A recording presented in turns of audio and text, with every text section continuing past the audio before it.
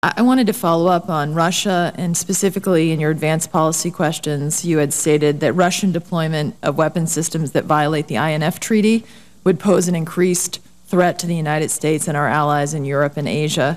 And you've also written that Russia should return to compliance with the INF Treaty in a verifiable manner. I think one of the problems we're facing as we look at the challenges we face, Russia's developing a new mobile nuclear ground-launched cruise missile, which is in direct violation of that 1987 treaty, which was likely in development even during the New START negotiations, which makes it harder to not only all the behavior we've seen in Ukraine, but this makes it harder for us to have these types of conversations with Russia and be able to trust anything that they say. What steps should we be taking in response to Russia's INF violation?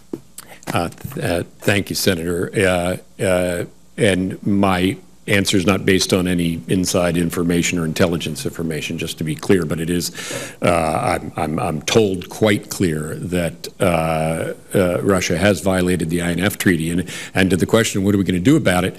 I think you have to remind Russia that this was a two-way street, that we signed a treaty that said you're not going to do this, and we're not going to do it either.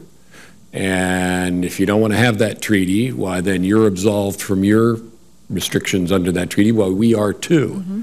And what might we do, therefore, in a military sense, to respond to this development if it continues on the part of Russia?